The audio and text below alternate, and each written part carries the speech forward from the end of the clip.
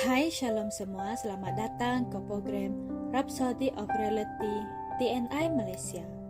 Hari ini, saya Kristi Suzy Busut akan berkongsikan firman Tuhan yang bertajuk Membina Keinginan yang Kuat. Berbahagialah orang yang lapar dan haus akan kebenaran, kerana mereka akan dipuaskan. Matius 5 ayat 6. Sambungan dari pembelajaran kita sebelum ini, berpuasa juga boleh melakukan sesuatu yang lain untuk kamu, di mana ia boleh membantu kamu membina keinginan yang kuat. Puasa menolong kamu memupuk kelaparan rohanimu atau keinginanmu untuk apa sahaja yang kamu doakan.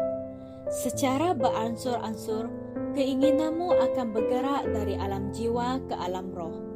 Keinginan itu menjadi suatu kerinduan roh. Kemungkinan kamu adalah seorang ketua sel, penyelaras persekutuan atau pastor gereja, dan kamu sedang berdoa untuk pertumbuhan dalam gereja atau sel kumpulan kamu. Kamu perlu mempunyai keinginan yang kuat untuk pertumbuhan yang kamu harapkan itu. Jika tidak, ia mungkin tidak akan menjadi nyata. Keinginan yang kuat menarik apa sahaja perkara yang diinginkan itu kepada kamu. Berpuasa tanpa keinginan yang pasti dan jelas tidak akan menghasilkan apa-apa. Apabila kamu fokus dalam masa berpuasa, melalui roh, kamu boleh menerima tanda-tanda, mesej dan penglihatan yang jelas dari alam rohani yang lebih tinggi. Di saat rohmu menerima ilham, dengan segera kamu akan menerima firman-Nya dan bertindak mengikuti bimbingannya yang Dia berikan kepada kamu. Alkitab berkata, bila dijelaskan, ajaranmu memberi terang, memberi pengertian kepada orang sederhana.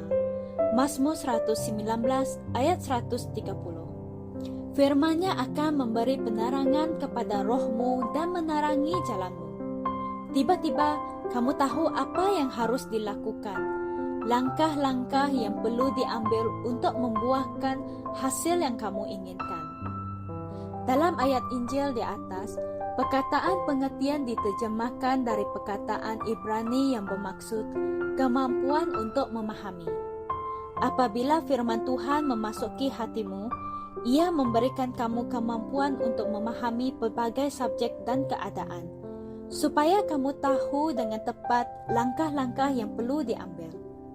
Belajarlah untuk membangunkan keinginan yang kuat melalui puasa, doa, serta melalui pembelajaran dan renungan pada firman Tuhan secara berterusan.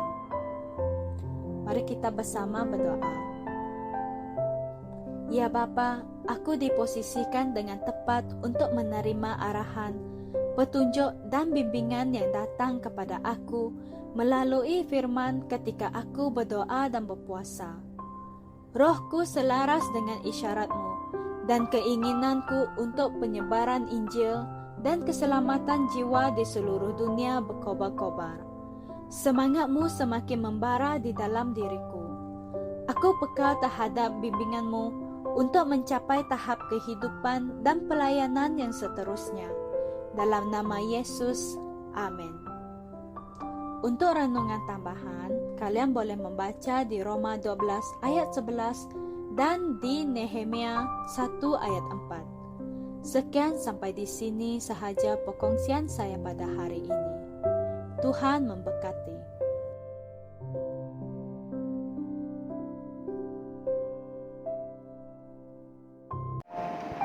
Kami percaya saudara-saudari semua telah diberkati dengan perkongsian firman dari Rhapsody Reality. Bagi sesiapa yang ingin menjadikan Yesus Kristus sebagai Tuhan dalam kehidupanmu, kamu boleh mengucapkan doa ini bersama dengan saya. Ya Tuhan Allah, aku mempercayai Yesus Kristus, Anak Allah yang hidup dengan sepenuh hatiku. Aku percaya Dia telah mati untukku dan Allah telah membangkitkan Dia dari kematian. Aku percaya Dia hidup hari ini. Aku mengaku dengan mulutku bahwa Yesus Kristus adalah Tuhan dalam hidupku mulai dari hari ini. Melalui Dia dan di dalam nama-Nya, aku mempunyai kehidupan yang kekal. Aku telah dilahirkan semula. Terima kasih Allah kerana menyelamatkan jiwaku.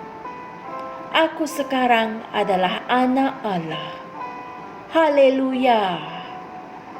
Tanya, sekarang kamu telah menjadi anak Allah. Untuk apa-apa sebarang pertanyaan atau untuk mendapatkan lebih banyak maklumat mengenai bagaimana untuk bertumbuh sebagai seorang Kristian, Anda semua boleh hantar mesej di akaun Facebook kami atau email kami di tni.msia@gmail.com. Sekali lagi, tni.msia@gmail.com. Tuhan berkati Anda semua.